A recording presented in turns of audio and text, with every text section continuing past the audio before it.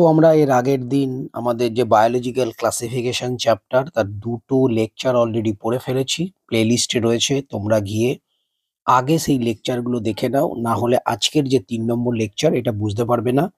তো আজকে 3 নম্বর লেকচার শুরু করছি। দেখো, এখানে লেখা রয়েছে যেটা all prokaryotic organisms were grouped together under kingdom মনেরা।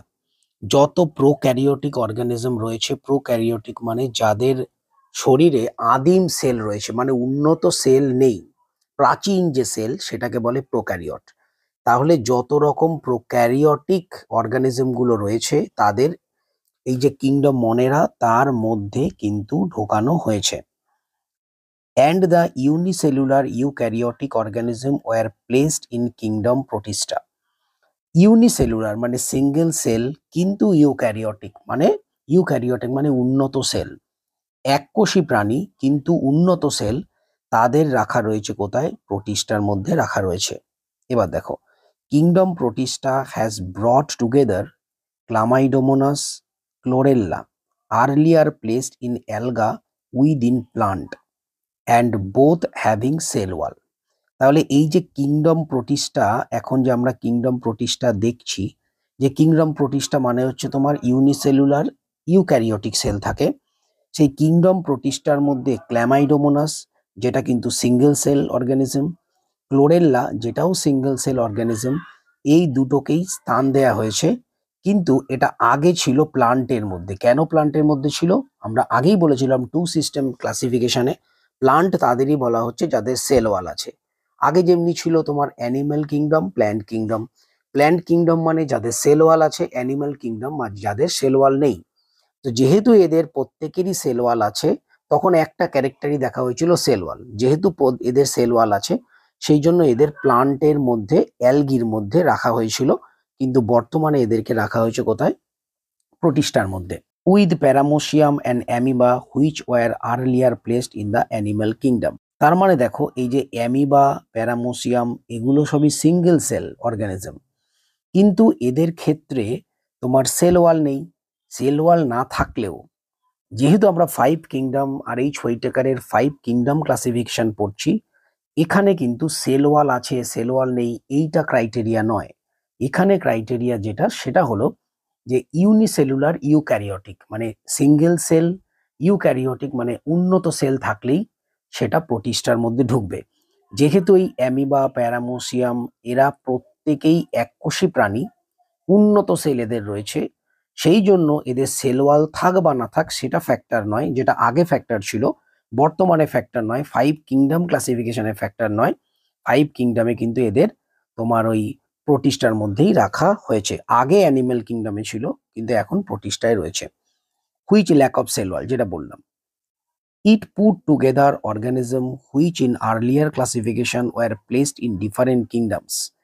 This happen because the criteria for classification changed. মানে কি? এর আগের ক্লাসিফিকেশনের যে ক্রাইটেরিয়া ছিল, যত দিন যাচ্ছে ক্রাইটেরিয়া পাল্টাচ্ছে। একদম যখন 2 কিংডম সিস্টেম ছিল তখন যে ক্রাইটেরিয়াগুলো আমরা দেখেছিলাম, আর এইচ হোয়াইটেকার যখন 5 কিংডম ক্লাসিফিকেশন আনলো, তখন বিভিন্ন ক্রাইটেরিয়া, নতুন নতুন ক্রাইটেরিয়া আমরা দেখেছিলাম। ক্রাইটেরিয়া চেঞ্জ হয়েছিল। এখন 2025 সালে যে সমস্ত ক্রাইটেরিয়া আমরা দেখছি, এমনও হতে পারে 2030, 35 বা 40 সালে আমরা আরো নতুন কিছু ক্রাইটেরিয়া দেখব এবং আরো নতুন সিস্টেম অফ ক্লাসিফিকেশন আসবে।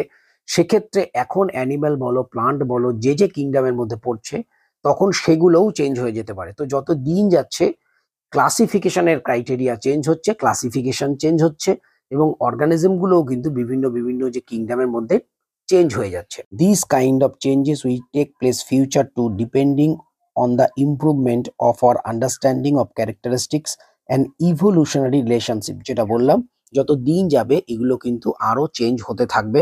মেনলি যেটা দেখা হচ্ছে, ইদানিং দেখা হচ্ছে, সেটা হচ্ছে ইভলিউশনারি রিলেশনশিপ, মানে ইভলিউশন অনুযায়ী একটার সঙ্গে একটা কিভাবে রিলেটেড, এই যে ক্যারেক্টারিস্টিক্সটা, এটার উপরে নির্ভর করেই কিন্তু এই যে মডার্ন ক্লাসিফিকেশন বলো বা ভবিষ্যতেও ক্লাসিফিকেশন যত আসবে, সেটা কিন্তু ডিপেন্ড করবে।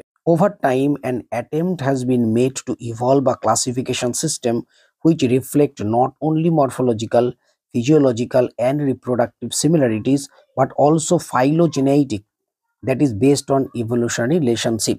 যত দিন যাবে, যেটা আমি বললাম আগেই, যত দিন যাবে শুধুমাত্র মরফোলজিক্যাল, ফিজিওলজিক্যাল বা রিপ্রোডাক্টিভ সিমিলারিটি দেখবো না আমরা। শুধু এই কিছু ক্রাইটেরিয়া দেখেই কিন্তু ক্লাসিফিকেশন করব না। আমরা কি করব, আমরা ইভলিউশনারি যে রিলেশনশিপ সেটাকেও আমরা মেনলি বেস্ট হিসাবে ধরবো এবং আমরা ক্লাসিফিকেশনগুলো করব। In this chapter, we will study characteristics of kingdom Monera, Protista and Fungi of the Whittaker system of classification. এই যে চ্যাপ্টারে আমরা RH হুইটেকার যেটা দিয়েছিল 5 কিংডম ক্লাসিফিকেশন, তার মধ্যে মনেরা, প্রোটিস্টা, ফাঞ্জাইটা পড়বো। The kingdom Plantae and Animalia, commonly referred as a plant and animal kingdom respectively, আমরা পরের চ্যাপ্টার, মানে এই যে ধরো প্লান্ট কিংডম, অ্যানিমাল কিংডম, এইগুলো কিন্তু আমরা নেক্সট চ্যাপ্টার 3 এবং 4-এ পড়বো। তো এইটুকুনি হয়ে আমাদের আজকের লেকচার কমপ্লিট হলো।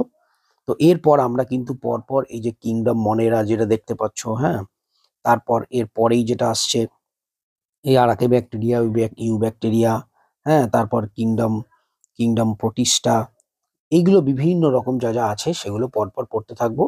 এবং আমরা এই চ্যাপ্টারটা কমপ্লিট হয়ে যাওয়ার পর এর উপরে খুব গুরুত্বপূর্ণ 150 থেকে 200টা কোশ্চেন প্র্যাকটিস করব। সেটা 10 ইয়ার্স হতে পারে বা কোশ্চেন ব্যাংক থেকেও হতে পারে, যেখান থেকে হোক আমরা প্র্যাকটিস করব। এইভাবে আস্তে আস্তে কিন্তু আমাদের পুরো ক্লাস 11, ক্লাস 12 আমরা এনসিইআরটি লাইন বাই লাইন শেষ করব।